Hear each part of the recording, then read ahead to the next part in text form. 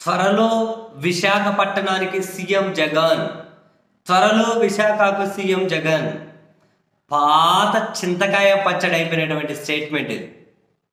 చాలా పాత చింతకాయ పచ్చడి అయిపోయింది. అదేందో కానీ మళ్ళీ తాజాగా అక్కడ ఇన్ఛార్జ్ వైవి సుబ్బారెడ్డి గారు వచ్చి త్వరలో విశాఖకు సీఎం జగన్ అంటున్నారు.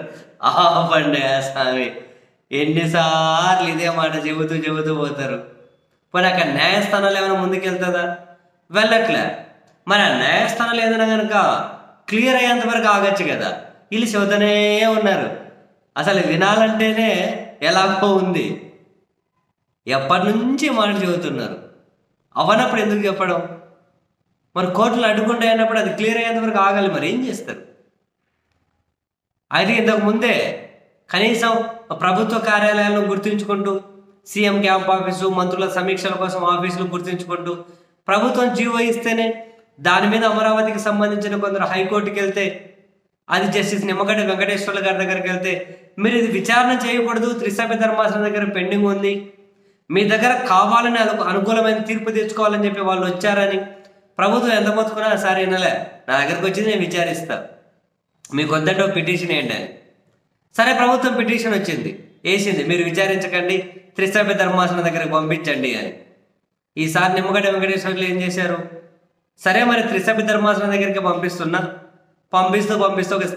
ఒక ఆర్డర్ ఇస్తున్నా, స్టేటస్ కో ఇప్పుడు ఎట్లుంటే అట్లే, మీరు ఇచ్చిన గీవోలు సీఎం విశాఖపట్నం పోవడం ఇవేమీ లే, స్టేటస్ కో ఇచ్చుకుంటూ త్రిసభ్య ధర్మాసనానికి పంపించారు. ఇంకా అక్కడ అది విచారణకు రావాలి, ఎప్పుడొస్తారో తెలియదు.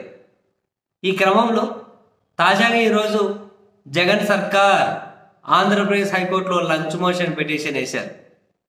సింగిల్ జడ్జి ఇచ్చినటువంటి స్టేటస్ కో అనేది తీసేయండి, ప్రభుత్వ కార్యాలయాలు ఉత్తరాంధ్ర అభివృద్ధి ఆ సమీక్షల కోసమే అని చెప్పి వీళ్ళు లంచ్ మోషన్ మూవ్ చేశారు. హైకోర్టు దాన్ని రిజెక్ట్ చేసింది. లంచ్ మోషన్ ఇప్పుడు అంత ఎమర్జెన్సీగా విచారించాల్సింది ఏముంది?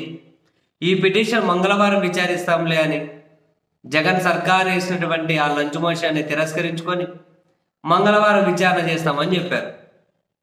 మరి మంగళవారం వీళ్ళ పిటిషన్ పరిష్కరిస్తారు, లేకపోతే ఇటు అది త్రిసభ్య ధర్మాసనం దగ్గర ఆల్రెడీ పెండింగ్లో ఉందిగా, మరి అది విచారించి ఫైనల్గా పరిష్కరించిన తర్వాత తీర్పిస్తామంటారు, లేకపోతే సింగిల్ జడ్జి ఇచ్చినటువంటి ఆ స్టేటస్ కోని లిఫ్ట్ చేసి ప్రభుత్వ కార్యాలయాలు అండ్ ముఖ్యమంత్రి మంత్రులు సమీక్షల కోసం విశాఖపట్నంలో ఆ ప్రభుత్వ కార్యాలయాలను ఉపయోగించుకునే విధంగా గ్రీన్ సిగ్నల్ ఇస్తారో తెలియదు.